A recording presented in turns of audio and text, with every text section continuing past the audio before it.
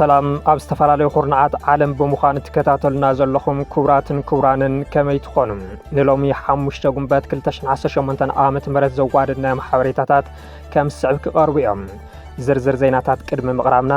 ዓበይቲ ነጥብታት ክነቐድም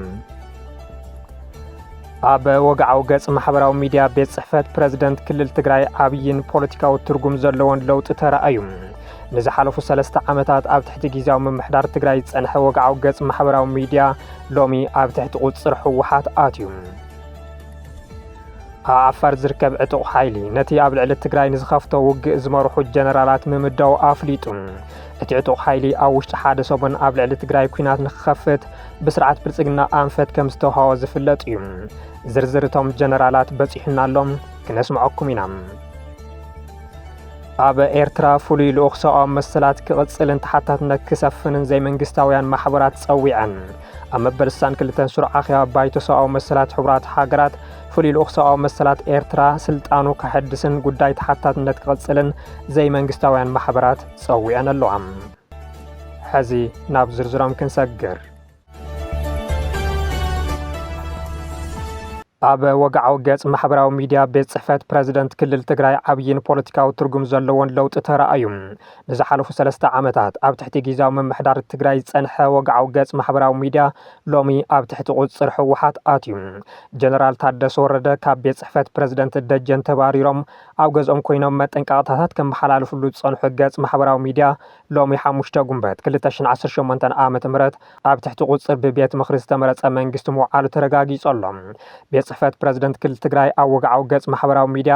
ዓብይን ፖለቲካውን ትርጉም ዘለዎ ለውጢ ተባሂሉሎም ንዝሓለፉ ሒደት መዓልትታት መግለጽታትን ንጥፈታትን ሌተናንት ጀነራል ታደሰ ወረደ ክመሓላለፍሉ ዝጸንሐ ወግዓዊ ገጽ ማሕበራዊ ሚድያ ቤት ጽሕፈት ፕረዚደንት ሎሚ ንመጀመርያ ግዜ ብዛዕባ ዶክተር ደብረጽዮን ገብረ ሚካኤል ፕረዚደንት እቲ ክልል ብምባል ጸብጻብ ሰሪሑ ኣሎ እዚ ስጉምቲ እዚ ሕወሓት ነቲ ናይ ቤት ጽሕፈት ወግዓዊ መርበብ ሓበሬታ ሙሉእ ብምሉእ ከም ዝተቆጻጸሮ ዘርኢ ኮይኑ እቲ ብጀነራል ታደሰ ወረደ ዝምራሕ ዝነበረ መርበብ ሚድያ ሕዚ ብዶክተር ደብረጽዮን ገብረ ሚካኤል ናብ ዝምራሕ መንግስቲ ምሽጋሩ ተረጋጊጹ ኣሎ እዚ ኣብ ቤት ጽሕፈት ፕረዚደንት ተራእዩ ዘሎ ለውጢ ብመንጽር ፖለቲካዊ ከይዲ ትግራይ ሓድሽ ኣንፈት ይኽተል ከም ዘሎ መርኣያ እዩ ዝብሉ ኣይተሰኣኑን ብኻሊእ መዳይ ስልጣነይ ብስነ ስርዓት ኣይረክብን ውሳነ ማእኸላይ ኮሚቴ ሕወሓት ሓደገኛ እዩ ንዝመጽእ ሰዓብን ኩሉ ተሓታቲ እዩ እናብሉ ዝፍክሩ ዝነበሩ ጀነራል ታደሰ ወረደ ኣብ ጊዜያዊ ምምሕዳር ዝነበሮም ስልጣንን ጽልዋንን እንዳደኸመ ብምጹም ሎሚ ድማ ዕላው ብዝኾነ መንገዲ ካብ ስልጣኖም ከም ዝተኣለዩ ቁል ጨቢሉ ዘርኢ ፍጻመ ተባሂሉሎም ብቅድሚ ትማሊ ሓላፊ ቤት ጽሕፈት ፕረዚደንት ጊዜያዊ ምምሕዳር ዝነበሩ ዶክተር ገብሩ ካሕሳይ ብፖሊስ ተታሒዞም ኣብ ክፍለ ከተማ ሓድነት ተኣሲሮም ድሕሪ ሓደ መዓልቲ ትማሊ 4 ጉንበት ከም ዝተፈትሑ ዝዝከር እዩ ቀንዲ መእሰሪ ዶክተር ገብሩ እቲ መልእኽቲ ጀነራል ታደሰ ተባሂሉ በቲ ሎሚ ኣብ ትሕቲ ቁጽር ሕወሓት ኣትዩ ዘሎ ገጽ ብምውዝዖም ከም ዝኾነ እውን እናተገለጸ እዩ እቲ ብተመሳሳሊ መልእኽቲ ጀነራል ታደሰ ወረደ ዘመሓላለፍ ዝነበረ ቢሮ ጉዳያት ኮሙኒኬሽን ግን ከምቲ ናይ ቤት ጽሕፈት ፕረዚደንት ጸብጻብቲ ሓድሽ መንግስቲ ሎሚ እውን ኣየመሓላለፈን ብመንግስቲ ፌደራል በይናዊ ውሳነ ስልጣን ሓደ ዓመት ተናውሒሎም ካብ አዲስ አበባ ናብ መቐለ ዝተመለሱ ጀነራል ታደሰ ብሕወሓት ስልጣኖም ካብ ዝሕደጉ 27 ሚያዝያ 2018 ዓመተ ምህረት ናብ ቢሮ ኣትዮም ዘይፈልጡ እንትኾኑ ዘለውሉ ቦታ እውን ዕላው ኣይኮነን እዚ ከምዚ ኢሉን ከሎ ሓላፊ ፕሬስ ሴክሬታርያት ቤት ጽሕፈት ፕረዚደንት ትግራይ ዶክተር ገብሩ ካሕሳይ ካብ ማእሰርቲ ከም ዝተፈትሑ ተሓቢሮሎም ከምኡ እውን ብስርዓት ብልጽግና ተኣሲሩ ዝነበረ መስራቲ ሓራ መሬት ዝብል ተስፋይ ንጉስ ተስፋይ ራያ ከም ዝተፈትሐ ተፈሊጡ ሓላፊ ፕሬስ ሴክሬታርያት ቢሮ ፕረዚደንት ጊዜያዊ ምምሕዳር ትግራይ ዶክተር ገብሩ ካሕሳይ 3 ጉንበት ካብ መንበሪ ገዝኦም ብሓይልታት ጸጥታ ምእሳሮም ምጽብጻብና ዝከር እዩ ብሶኒ 3 ጉንበት 2018 ዓመተ ምህረት ምሸት ከባቢ ሰዓት 1 ፈረቓን ብፖሊስ ተታሒዞም ኣብ መደብር ፖሊስ ክፍለ ከተማ ነስተኣሰሩ ዶክተር ገብሩ ካሕሳይ ትማሊ ኣብ ማስዩ ከም ዝተፈትሑ ተሓቢሮሎም ፖሊስ መቐለ ናይ ቤት ፍርዲ መእዘዚ ሒዘ ኣሲሮ ይበል እምበር ሕዚ ዝተፈትሑሉ ቅድመ ኩነት ዝምልከት ግና ዝርዝር ሓበሬታ ኣይወፀን እዚ ማእሰርቲ እቲ ብዶክተር ደብረጽዮን ዝምራሕ ነባር ካቢኔ ኣብ ዝሓለፈ ሰሙን ኣብ ቤት ጽሕፈት ፕረዚደንት ጊዜያዊ ምምሕዳር ኣኼባ ብምክያዱን መልእኽቲ ጀነራል ታደሰ ተባሂሉ ብገጽ ማሕበራዊ ሚድያ እቲ ቤት ጽሕፈት ፕረዚደንት መልእኽቲ ምውዝዑን ስዒቡ እዩ ጀነራል ታደሰ ወረደ ነቲ ኣኼባ ብተሪር ብምኹናን በዚ ምክንያት ንዝስዕብ ሰዓብን እቲ ብጉልበት ስልጣን ዝሕዝ ዘሎ ሓይሊ ተሓታቲ ይኹሉ መግለጽ መሃቦም ይዝከር ምክንያት መእሰሪ ዶክተር ገብሩ ካሕሳይ ምስቲ ኣብ ማሕበራዊ መራኸቢ ወይ ድማ ፌስቡክ ዝተዘርግሐ ጽሑፋት ዝተተሓዘ ምዃኑ ድማ እናተገለጸ እዩ ዶክተር ገብሩ ካሕሳይ ኣብ እዋን ጊዜያዊ ምምሕዳር ኣይተ ጌታቸው ረዳ ኣካየዲ ስራሕ ኤኤፍኤም መቐለ ዝነበሩ ኮይኖም ድሓር ድማ ምክትል ሓላፊ ቢሮ ኮሙኒኬሽን ንዝሓለፈ ሓደ ዓመትን ልዕሊኡን ከዓ ሓላፊ ሴክሬታርያት ፕረስ ቤት ጽሕፈት ፕረዚደንት ኮይኖም ክሰርሑ ምጽናሖም ይፍለጥ በተመሳሳሊ ዜና ኣብ አዲስ አበባ ተኣሲሩ ዝነበረ ተስፋይ ንጉስ ራያ ትማሊ ከም ዝተፈትሐ ተፈሊጡ እቲ ብትእዛዝ ጀነራል ጻድቃን ገብረትንሳኤ ብፖሊስ ፌደራል ከም ዝተኣሰረ ክንገረሉ ጸንሐ ተስፋይ ራያ ብዘይ ትእዛዝ ቤት ፍርዲ ተታሓዩ ዝነበረ ኮይኑ ቀንዲ መትሓዚኡ ድማ ኣብ ፕሮፓጋንዳ እቲ ኣብ ዓፋር ዘሎ ሓይሊ ከባላሽ እዩ ብዝብል ከም ዝኾነ ዝተረኸቡ ሓበሬታታት የመልክቱ ተስፋይ ንጉስ ካብ ቀረባ እዋን ጀሚሩ ኣብ ልዕሊ ጀነራላት ጻድቃን ገብረትንሳኤ ዘውዱ ኪሮስ ወደን ጡርን ተረርቲ ነቐፌታታት ቀርብ ጸንሐ ኮይኑ እቲ ኣብ ዓፋር ዘሎ ዕጡቕ ምስ ኣብ ትግራይ ዝርከብ ብጸቱ ክዋጋእ የብሉን ዝብል መትከል ከም ዘሎ እዩ ዝግለጽ እቲ ኣብ ትግራይ ዘሎ ሰራዊት ቀስ ብቀስ ብገንዘብ ከፍርሶ እየ ብድሕሪኡ ሕወሓት ጥርሑ ክተርፊ ዝብል ቅዋም ዘሎ ወዲ ራያ ነቲ ኣብ ልዕሊ ትግራይ ዝግበር ውግእ ከም ዘይድግፎ እዩ ዝግለጽ እኒ ጀነራል ጻድቃን ድማ ነቲ ኣብዚ ሰሙን ክጅምርዎ ዝሓስብዎ ዘሎ ውግእ ብፕሮፓጋንዳ ንኸየበላሹ ብፖሊስ ንኽእሰር ከም ዝገበሩን ኣፈራሪሖም ከም ዝለቐቑውን እናተገለጸ ይርከብ ተስፋይ ንጉስ ተስፋይ ራያ ኣብ ምዕራብ ትግራይ ሸረሪናን ዝርከብ ኣርሚ 70 ንምፍራስ በኤሚሬትስ ብዝድገፍ ብጀነራል መሐመድ ዳጋሎ ዝምራሕ RSF 370 ሚልዮን ቅርሺ ከም ዝተቐበለ ዝሕመ ኮይኑ ነቲ ኣብ ዓፋር ዘሎ ዕጡቕ ሓይሊ ድማ ብ38 ሚልዮን ቅርሺ ዓዲገዮ ብምባል በብሚድኡ ክዛረብ ምጽንሑ ዝፍለጥ እዩ ኣነ ዘጣየሽክዎ ዕጡቕ ሓይሊ ኣብ ትግራይ ስልጣን ዘይቀንዖም ንጀነራል ጻድቃን ድሓር መጺኦም ክጨውይዎ ወይ እንቀሳቐሱ ኣለዉ ዝብል ድማ ቅርታ ተስፋይ ራያ እዩ ብርግጽ እውን ዕጡቕ ሓይሊ ዓፋር ብስርዓት ብልጽግና ተጨውዩ ብእኒ ጀነራል ጻድቃን ተታሊሉ ሕዚ ናብ ሕድሕድ ኩናት ንምእታው ኣብ ጫፍ በፂሑ ይርከብ ኣብ ዓፋር ዝርከብ ዕጡቕ ሓይሊ ነቲ ኣብ ልዕሊ ትግራይ ንዝኸፍቶ ውግእ ዝመርሑ ጀነራላት ምምዳው ኣፍሊጡ እቲ ዕጡቕ ሓይሊ ኣብ ውሽጢ ሓደ ሰሙን ኣብ ልዕሊ ትግራይ ኩናት ንክኸፍት ብስርዓት ብልጽግና ኣንፈት ከም ዝተዋህቦ ዝፍለጥ እዩ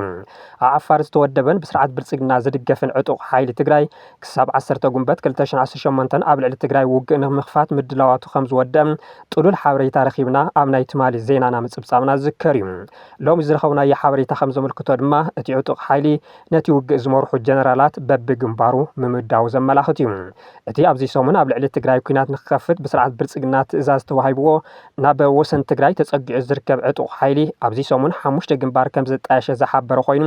ብግንባር ሰቆጣን ጸለምትን ጀነራል ከበደ ፍቃዱ ብግንባር ኣጽቢ ጀነራል ጉዕሽ ገብረ ጀነራል በርሀ በራኺ ወዲ ራያ ድማ ብኣንፈት ሽኸት ወይ ድማ ኣብ ዓላ ንኽመርሑ ዝተመደቡ እንትኾኑ ነዚኦም ዘተሓባብሮም ድማ ጀነራል ገብረ እግዚአብሔር በየነ ወደን ጡር ምዃኑ ካብቲ ቦታ ዝረኸብናዮ ዝተረጋገጸ ሓበሬታ የመልክት ንኹሎም ብድሕሪት ኮይኖም ዘተሓባብርዎም ጀነራል ጻድቃን ገብረትንሳኤ ከም ዝኾኑ ዝሓበሩቶም ፍልፍላት እዚ ንምግባር ካብ ስርዓት ብልጽግና ሽፋን ዝህብ ከበድቲ ተጽዋራትን ነፈርቲ ውግእን ደገፍ ከም ዝግበረሎም ቃል ተኣትዩሎም እዩ ይኹን እምበር ካብ ዓቕሚ ንላዕሊ ኮይኑ እቲ ውግእ እንተተጀሚሩ እሞ ምናልባት ሰራዊት ትግራይ ደፊኡ ናብ ዓፋርን ኣምሓራን ተኣትዩ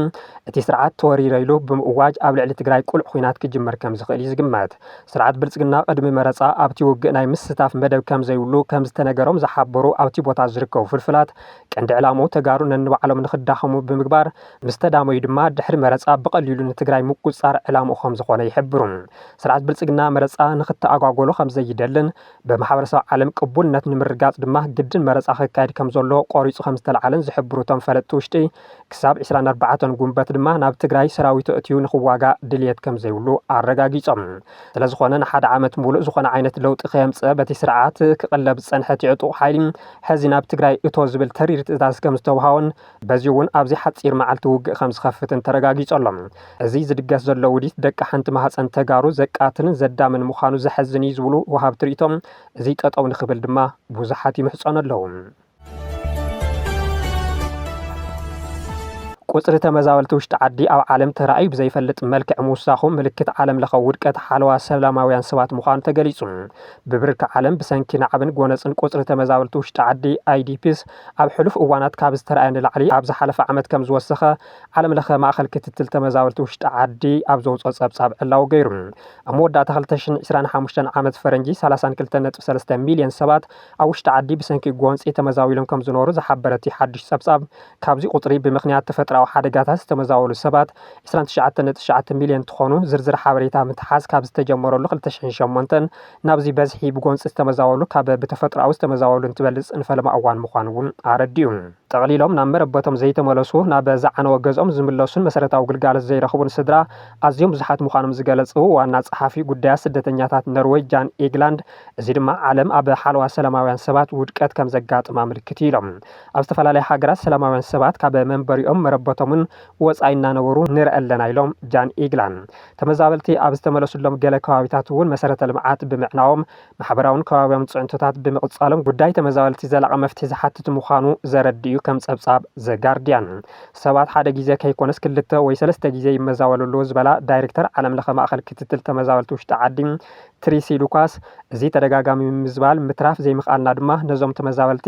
እንሕልወሉ ስርዓት ፈራሪሶሎ ማለት እዩ ብምባል ዓለም ጉዳይ ተመዛበልቲ ንምፍታሕ ከም ዝተሰኣና ረድየን ብመሰረቲ ጸብጻብ ኢትዮጵያ ኣብ ዓለም ብዘለዋ ቁጽሪ ተመዛበልቲ ውሽጢ ዓዲ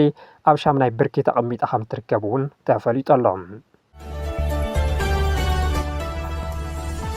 ኣብ ኤርትራ ፍሉይ ልኡኽ ሰብኣዊ መሰላት ክቕጽልን ተሓታትነት ክሰፍንን ዘይመንግስታውያን ማሕበራት ጸዊዐን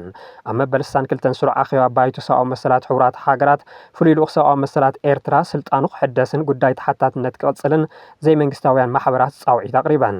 እዚ ብ31 ዘይመንግስታውያን ኣህጉራውያን ማሕበራት ብ12 ጉንበት 2026 ዓመት ፈረንጂ ዝተጻሕፈ ደብዳበ ናብቶም ኣብ ጀኔቫ ዝርከቡ ቆምቲ ወከልቲ ኣባላት ሃገራት ተዓዘብትን ዝተለኣኸ እዩ ኣብቲ ካብ 15 ሰነ ክሳብ 10 ሓምለ 2026 ዝካየድ ስሩዕ ኣኼባ ባይቶ ሰብኣዊ መሰላት ሕቡራት ሃገራት እቲ ባይቶ ንስልጣን እቲ ፍሉይ ልኡኽ ዘናውሕ ጽኑዕ ውሳነ ክሕልፍ ኣተሓሳሲበን ኣለዋ እዘን ዘይመንግስታውያን ማሕበራት ቅድሚ መበል 62 ስሩዕ ኣኼባ ባይቶ ሰብኣዊ መሰላት ደብዳበ ንምጽሓፍ ዝተገደዳሉ ቀንዲ ምኽንያት ነቲ ስልጣን ፍሉይ ልኡኽ ንምሕዳስ ዝካየድ ዲፕሎማስያዊ ምንቅስቓስ ንምጽላው እዩ ከም ዝፍለጥ እዚ ስልጣን እዚ በብዓመቱ ክሕደስ ስለ ዘለዎ እቲ ደብዳበ ነቶም ቆምቲ ወከልቲ ሃገራት ንጹር መርትዖታት ንምቕራብ ዝዓለመ ኮይኑ ሎሚ ዓመት ምስ መበል 25 ዓመት ማእሰርቲ ጉጅለ 15 መበል 10 ዓመት ጸብጻብ ኮሚሽን ምርመራን ምግጥጣሙ ነቲ ጉዳይ ዝያዳ ህጹጽነት ሂብዎ ይርከብ እዘን ማሕበራት ነዚ ታሪኻዊ ኣጋጣሚ ብምጥቃም እቲ ኣብ ልዕሊ ዲያስፖራ ኤርትራውያን ይካየድ ኣሎ ዝተባሃለ ስግረ ደባዊ ጸቕጢ ኣብቲ ዓለም ለኻዊ ዘተ ዓብዪ ቦታ ክረክብን ኩነታት ሰብኣዊ መሰላት ኤርትራ ካብ ኣቕልዋ ዓለም ከይወፅን ይጸር ኣለዋ እቲ ደብዳበ ኣብ ኤርትራ ብሰበ ስልጣን እታ ሃገር ይፍጸመሎ ዝበሎም ከበድቲ ግሰታት ሰብኣዊ መሰላት ብጽኑዕ ክኹንን ይሓትት ኤርትራ ነዚ ኣብ ሰብኣዊ መሰላት ኣስኪሩ ምርመራ ዘካይድ ወኪል ሕቡራት ሃገራት ካብ ነዊሕ እዋን ሒዛ ክትቃወሙ ምጽንሓ ዝፍለጥ እዩ ብመሰረት እቲ ደብዳበ ኤርትራ ኣብ መወዳእታ 2025 ንልዕሊ 18 ዓመታት ተኣሲሮም ዝነበሩ